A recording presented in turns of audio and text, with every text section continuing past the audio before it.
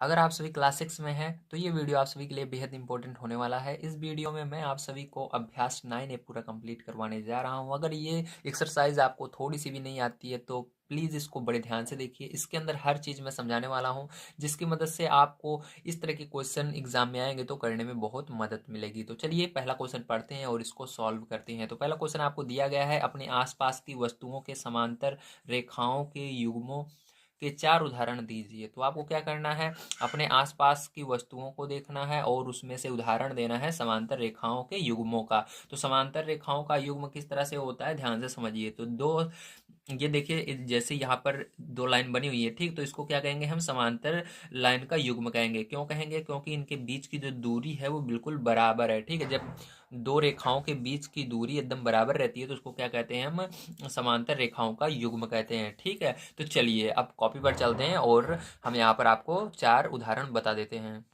तो देखिए यहाँ पर मैंने 4 उदाहरण लिख लिया। अब इसको बड़े ध्यान से समझना है कैसे। ठीक है, तो जैसा कि मैंने पहला उदाहरण लिखा है किताब के किनारे, तो यहाँ पर मैं आपको समझा देता हूँ किताब लेकर के। ठीक है, तो ये जैसे आपकी एक बुक है। ठीक है, तो, तो इसके अंदर देखिए जो आपका ये साइड है, ठीक है, ये है, यहाँ से यहाँ तक दूरी ले लीजिए, ये भी बराबर है। और इस साइड से ऊपर से लेकर नीचे तक की आप पटरी से नापेंगे तो हर एक पन्ने की जो दूरी है वो बराबर है। ठीक है, तो ये क्या कहलाएगी, हमारी समांतर रेखाओं का युग्म कहलाएगा। तो दूसरा नंबर, जैसे कि ट्रेन की पटरी, और ट्रेन की पटरी आप देखे होंगे तो बिल्कुल इस समांतर दूरी पर रहती है। ठीक, समान दूरी पर रहती है। अगर आगे कहीं पर ज्यादा रहे कहीं पर कम रहे तो ट्रेन पलट जाएगी। ठीक है, और तीसरा नंबर, खंबे पर लगे तार, तो खंबे पर जो लगे तार होते हैं वो भी बिल्कुल समांतर दूरी पर रहते हैं हर खंबे में, याद रखिएगा। ठीक है, यहाँ पर।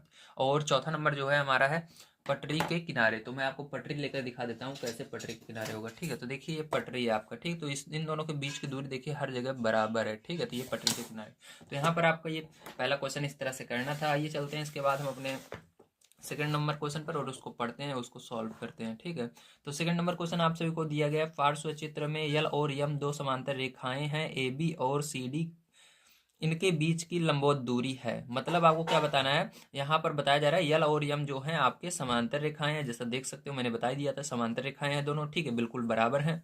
और दूसरा, ए बी और सी डी के बीच की लंबवत दूरी है। और यहाँ पर ये क्या है, इनके इन दोनों के बीच में ए बी और सी डी लंबवत दूरी है। मतलब ये लंबवत दूरी इतनी है। ठीक, कुछ भी है, इसका कुछ दिया नहीं गया है, मतलब ये इतना दिया गया, हाँ ये दूरी है इनके बीच की। अब यहाँ पर बताया गया ए बी बराबर 3 सेंटीमीटर। अगर ए बी बराबर क्या है, 3 सेंटीमीटर है, तो सी डी कितना सेंटीमीटर होगा। तो मैंने आपको भी बताया कि जब कोई भी, जैसे यहाँ पर, ठीक है, हम देखते हैं सेकंड नंबर क्वेश्चन। जब कोई भी दो रेखाएं, ठीक है, समांतर हों, जैसे ये समांतर है आपकी रेखाएं। ठीक है, तो यहाँ पर मैं रेखा खींच लेता हूँ। ठीक है, इस तरह से रेखा बनी हुई है आपकी, ठीक, बुक में।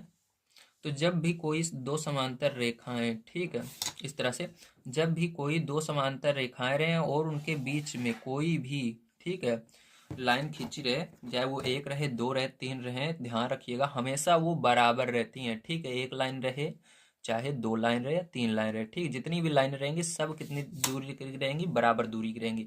तो यहाँ पर जैसे कि आपको बताया गया है, ठीक, इसका नाम हम दे लेते हैं, क्या दिया गया है, ये ए बी सी डी। ठीक है, तो आपको बताया गया है, और ये यल यम है ना।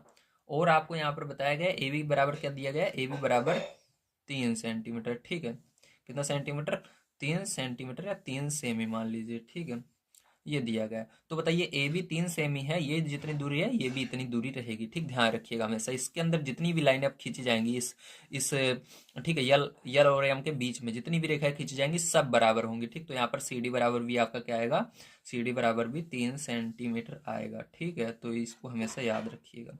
तो ये क्या हो जाएगा, आंसर हो जाएगा। ठीक है, चलिए इसके बाद हम देखते हैं अपना लास्ट क्वेश्चन जो कि 3 नंबर का, उसको किस तरह से करना है। तीसरा नंबर क्वेश्चन दिया गया है, पार्श्व चित्र में आयत के कोणों के माप लिखे गए हैं। मतलब यहाँ पर अंदर जैसे देख सकते हैं, यहाँ पर क्या है, कोणों को माप करके लिखा गया है। ठीक, नाप कर लिखा गया है। अब पहला नंबर, क्या ए बी समांतर सी डी है, तो आपको बताना है ये ए बी और सी डी की दूरी बराबर है। इस ठीक है, ए बी और सी डी दोनों बराबर हैं, समांतर हैं, ये बताना है। ठीक है, अब देखो, यदि हाँ तो क्यों, यदि हाँ समांतर है तो क्यों है, इसका कारण भी बताना है। तो चलिए कॉपी पर चलते हैं और इसको समझते हैं।